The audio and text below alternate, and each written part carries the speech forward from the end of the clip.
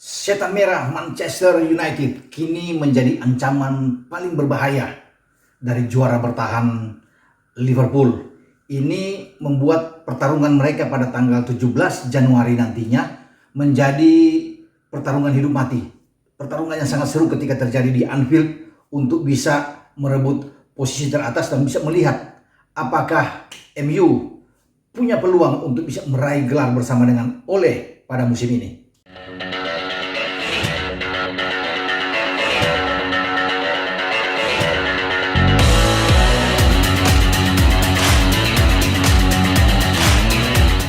Hola, kita ketemu dengan saya, Bung Ropan, dalam perbincangan obrolan sepak bola. Saya tertarik untuk melihat bagaimana sepak terjang atau berlarinya Manchester United ya, bersama dengan Ole tentunya, sang pelatih yang tadinya di awal-awal sempat goyang, ya, kena turbulensi. Bagaimana pertandingan 4 kandang mereka 1 imbang dan 3 kali kalah, bahkan sempat dicukur habis oleh Spurs dengan 1-6, tapi setelah itu berangsur-angsur MU ini mulai naik. Ada turbulensi lagi, mereka sempat tersisih di Liga Champions, harus turun bermain di Liga Eropa karena kalah bersaing dengan PSG dan juga dengan RB Leipzig. Sekarang fokus dari Ole itu tertuju di Liga Premier. Selain mereka masih akan tampil di semifinal melawan City pada Januari nanti ini, tapi saya melihat tertarik bahwa bagaimana mereka setelah di pekan ke-8 mereka kalah terakhir dari Arsenal di Old Trafford dengan 1-0. 9 pertandingan ke sini mereka tidak pernah kalah. Satu hal yang luar biasa. 1 kali imbang ya, bersama 2 kali imbang bersama dengan City ketika di Old Trafford 0-0 dan 2-2 dengan Leicester City. Mereka selalu unggul tapi kemudian dikejar. Terus Harvey Barnes bisa membuat gol, kemudian Vardy juga bisa menyelamatkan Leicester. Mestinya itu akan menjadi milik bagi pasukan Ole. Jadi bagaimana mereka 9 pertandingan terakhir ada 7 kemenangan, itu satu hal yang luar biasa. Sehingga mereka sekarang melejit naik di peringkat kedua, 9 kemenangan, 3 imbang dan 3 kali kalah dalam 15 pertandingan. Mereka masih punya menyisakan 1 laga ya. Di mana mereka bermain dengan Burnley, saya pikir mereka bisa mengatasi itu ya. Sekarang mereka hanya melihat ada Liverpool di atas ya. Itu saya katakan tadi bahwa pertarungan mereka di bulan Januari tahun baru 2021 akan sangat seru ketika terjadi di Anfield pada tanggal 17 nantinya untuk saling merebut posisi teratas. Ini agak ramai saya pikir. Kompetisi agak sangat ramai ya. Bagaimana walaupun Liverpool kita tahu bersama sudah juara di paruh musim pertama, tapi itu tidak juga menjamin mereka karena bagaimana MU terus menekan mereka. Dan bukan cuma MU, saya pikir tim-tim yang berada di bawah juga sangat ketat. Leicester 29 poin, ada Everton juga 29 poin. Jadi hanya 1 poin di belakang MU mereka ya, dan juga ada 3 poin di belakang Liverpool. Di bawahnya juga sangat ketat ya. Ada Chelsea di sana, ada Southampton, ada City, ada Aston Villa, Tottenham. Semua dengan 26 poin ini juga punya kesempatan karena hanya 4 poin kalau dilihat dengan MU ya, dan 6 poin dengan Liverpool. Jadi segala kemungkinan bisa terjadi, terutama di tahun yang baru di bulan Januari ya. Tapi saya menyorot dengan bagaimana Ole melakukan suatu hal yang luar biasa ya, dengan 9 tanpa kalah mereka. Kemudian bagaimana juga di tandang mereka hanya 1 kali mereka terganjal menghadapi Leicester, selebihnya mereka menang semua. Dan mereka sudah kembali normal ketika bermain di kandang, sudah ada 3 hasil bagus buat mereka, tidak pernah kalah sejak mereka bagaimana mengalahkan West Brom, kemudian menghajar Leeds bahkan dengan 6-2, draw dengan City ya, dan kemarin terakhir mereka bisa mengalahkan di goal injury time dari Marcus Rashford ya dengan 1-0 di menit 90 plus 3. Suatu hal yang istimewa. Bahkan dari semua pertandingan, dari 15 laga yang dimainkan oleh pasukan Ole ini, tidak ada satupun starting line up atau 11 pemain yang ditampilkan pertama kali di lapangan itu sama antara satu pertandingan ke pertandingan yang kedua, selalu berbeda ya. Ini yang agak sangat unik ya. Tidak punya pakem tapi mereka berlari cukup bagus. Ole selalu memutar kombinasinya bagaimana mereka bisa mengalahkan Leeds 6-2 dengan ada anak muda di sana ya. Daniel James bahkan membuat gol dan dia tidak diganti. Kemudian kesininya dia tidak dimainkan, apalagi melawan Wolves kemarin ya. Dan hanya ada Mason Greenwood di sana, ada Bruno. Kemudian bahkan secara mengejutkan Edinson Cavani dimainkan lebih awal bersama dengan Rashford, bukan ada Martial, bahkan Martial menjadi cadangan untuk main di babak kedua. Dan yang unik bahwa Nemanja Matic dimainkan bersama dengan Pogba menghadapi Wolves.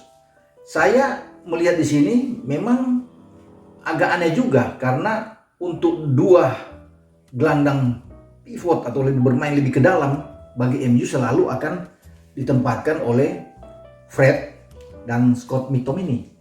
Itu yang terjadi ya, bagaimana lawan West Brom, kemudian lawan City, kemudian melawan Leeds ya. Mereka selalu tampil, bahkan melawan 2-2 dengan Leicester City. Tapi ini tidak dimainkan ya. Fred bahkan tidak dimainkan sama sekali. Yang main adalah Nemanja Matic dan Pogba. Itu yang agak unik yang dilakukan ya. Scott McTominay memang masuk di babak kedua tetapi dengan tidak ada starter ini luar biasa. Karena di kandang sebelumnya Scott dan Fred ini selalu dimainkan lebih awal. Ya. Kemudian Daniel James juga sering agak dipasang ya, tetapi kemarin tidak dipasang sama sekali. Perubahan yang drastis dilakukan ya oleh itu yang saya katakan bahwa tidak sama satu pertandingan, tapi ini menguntungkan karena oleh banyak opsi. Jadi dia tidak takut lagi saat ini, siapapun yang harus dimainkan semua harus siap, baik yang ada di lapangan 11 pemain dan yang ada di bench. Ini menjadi kekuatan saya pikir. Dengan dia berubah-ubah tetapi dia punya opsi banyak. Siapapun yang dimainkan, Teles kemarin dimainkan, Luke Shaw yang selalu bisa menjadi pilihan utama masuk di babak kedua lawan Wolves. Jadi banyak ya, Martial menggantikan Edinson Cavani kemarin. Jadi bukan tidak mungkin dalam pertandingan nanti di awal tahun baru ya, ini akan agak lain buat mereka. Mereka akan berhadapan dengan Aston Villa. Aston Villa 5 pertandingan terakhir tidak kalah. Ini harus hati-hati bagi MU karena mereka kan hanya selisih 4 poin, saya katakan 26 poin. Ini menjadi kuda hitam. Kalau sampai kalah berbahaya bagi MU karena mereka harus konsentrasi untuk bermain melawan Liverpool. Ada 2 tandang mereka setelah lawan Liverpool. Mereka harus ke Cotton Cottage menghadapi Fulham di sana. Sebelum nanti mereka balik ke kandang menghadapi Sheffield United, dan saya pikir akan menang karena mereka menang 3-2 juga di kandang Sheffield. Nah, melawan Aston ini yang betul-betul pada tanggal 2 nantinya, mereka harus siap. Mereka harus siap benar-benar ya hari Sabtu itu untuk bisa mengalahkan, apalagi bermain di Old Trafford. Saya pikir mereka akan lebih bersemangat karena kan 3 pertandingan terakhir mereka selalu bisa mendapatkan hasil yang bagus, bahkan 4 dengan menahan imbang City. Jadi mereka sudah kembali normal ya, kepercayaan diri mereka sudah tumbuh. Jadi ini akan membuat mereka MU ini akan tampil luar biasa ketika mereka menghadapi Aston Villa. Nah, pemain-pemain atau starting 11 ini yang saya pasti akan berubah. Karena saya katakan tadi, ini cukup unik ya, yang dilakukan oleh Ole. Tidak sama selalu. Dan bukan tidak mungkin ketika the winning team dia, saat mereka menang di injury time melawan Wolves, itu berubah lagi. Bisa aja kembali Fred dimainkan ya, bersama juga dengan Scott.